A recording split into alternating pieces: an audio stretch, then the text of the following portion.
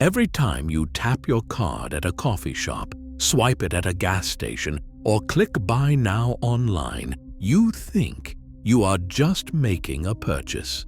But you are actually participating in one of the most sophisticated wealth extraction systems ever designed. And at the center of this machine sits a company most people barely think about: MasterCard. This is not a story about convenience or innovation.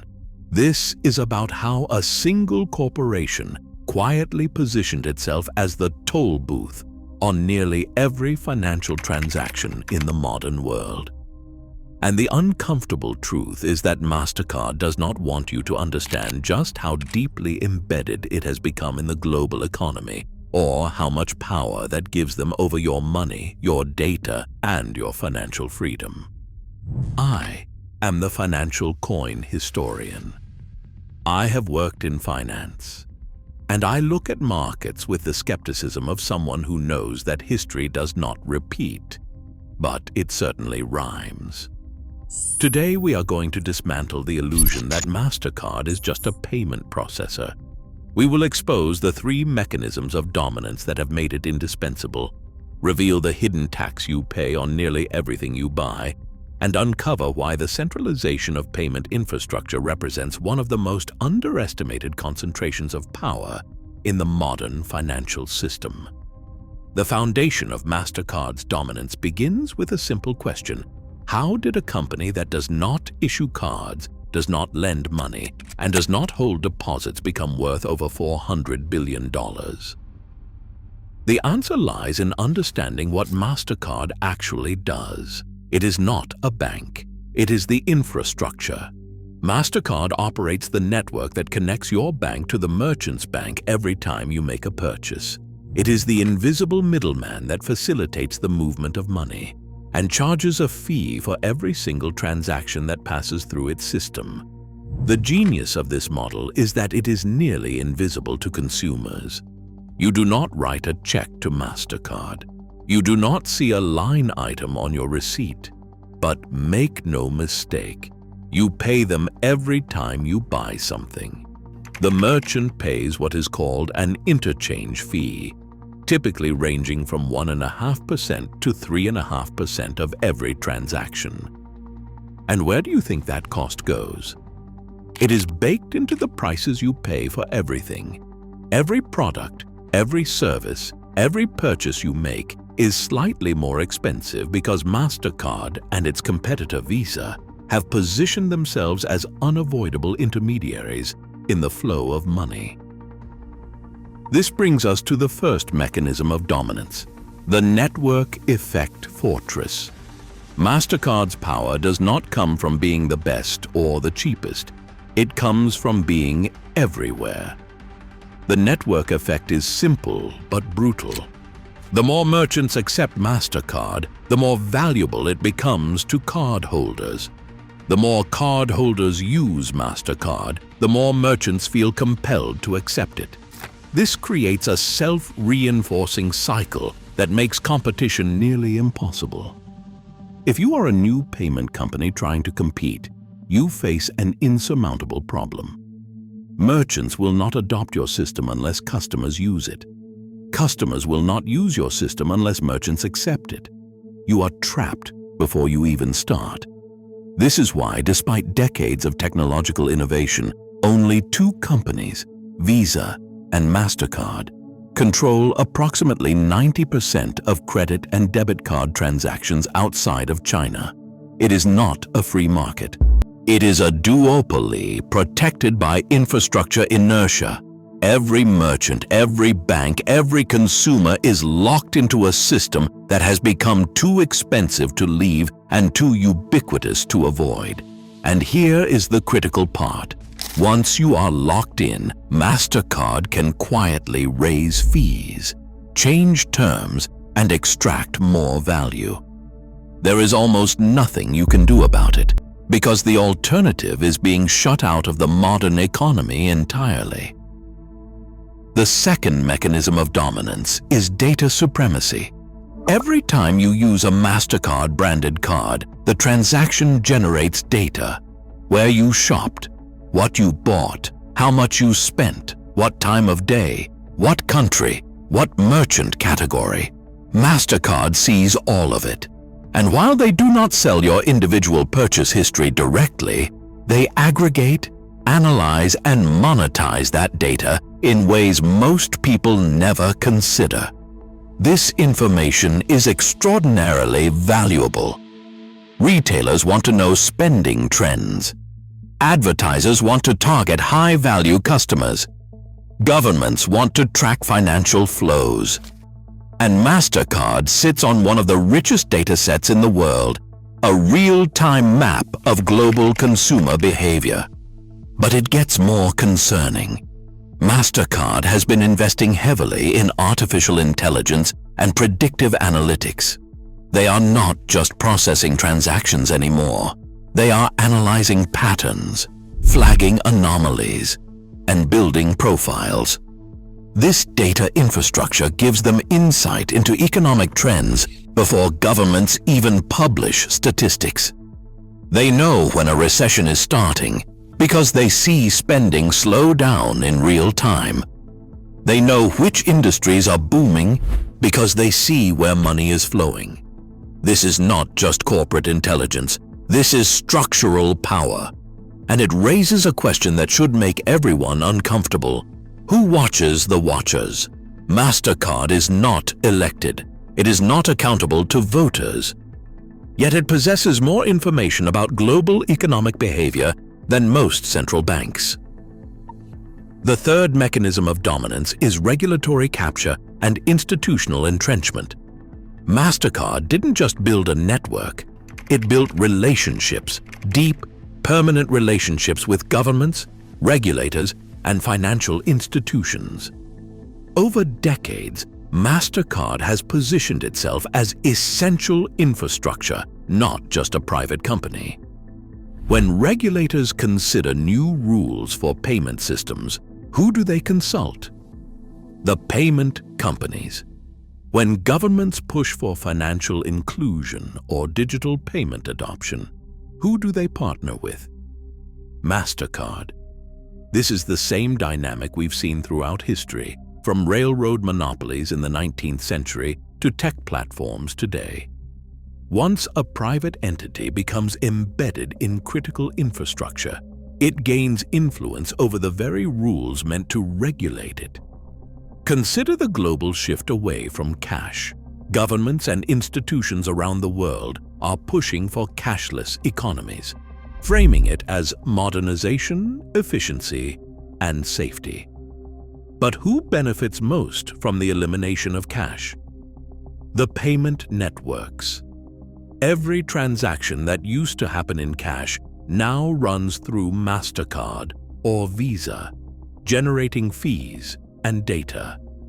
The push for a cashless society isn't just about convenience. It's about control and profit.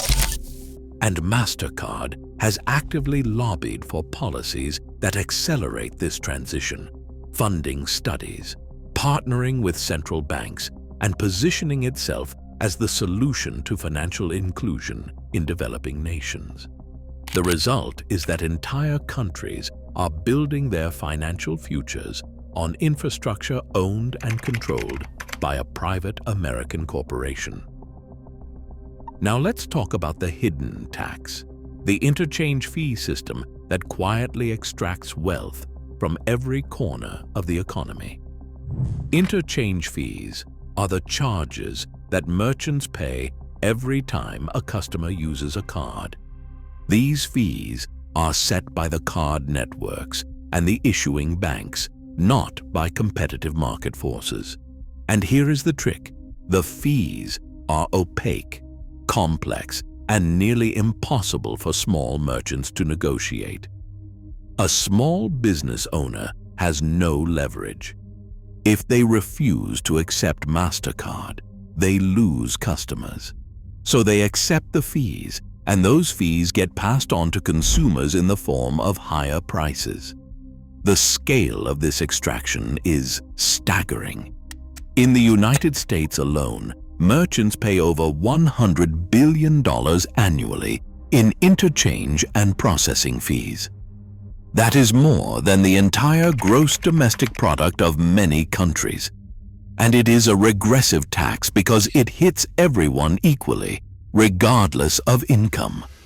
Whether you are buying groceries with a premium rewards card or a basic debit card, the merchant is paying a fee, and you are ultimately covering it. Here is the regressive irony. Wealthier customers using premium credit cards with high rewards generate higher interchange fees, which means the merchant pays more for that transaction. Those costs are spread across all customers, which means people paying with cash or basic debit cards are effectively subsidizing the rewards that wealthier cardholders enjoy. It is a wealth transfer system disguised as consumer choice. MasterCard's role in the global economy extends far beyond consumer payments. It has quietly become a key player in government disbursements, corporate expense management, and even cross-border remittances. When governments distribute stimulus payments or unemployment benefits, many use prepaid cards powered by MasterCard's network. When companies issue corporate cards to employees, they often run on MasterCard infrastructure. When migrants send money home across borders, the transaction frequently passes through MasterCard systems. This ubiquity means that MasterCard is not just a consumer payments company.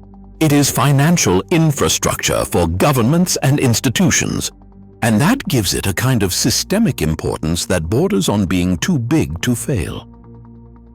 History teaches us to be wary of concentrated private power over essential systems.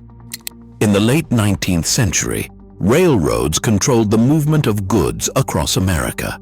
They set rates, favored certain shippers, and squeezed farmers and small businesses until public outrage forced regulation. In the 20th century, telecommunications monopolies controlled the flow of information until antitrust action broke them apart. Today, payment networks control the flow of money. And just like railroads and telecommunications before them, they operate with minimal competition, extract rents from the economy, and resist structural reform. The difference is that this monopoly is digital, global, and harder to see. What makes MasterCard's position even more entrenched is its expansion into emerging technologies. The company is investing heavily in blockchain, digital currencies, and biometric payments. It has partnered with central banks exploring central bank digital currencies, positioning itself as the infrastructure layer, even in a future where physical cards disappear. This is strategic brilliance. If digital currencies become the norm, MasterCard does not want to be disrupted. It wants to be the network that processes those currencies. This forward-looking entrenchment ensures that MasterCard remains indispensable no matter how the technology evolves.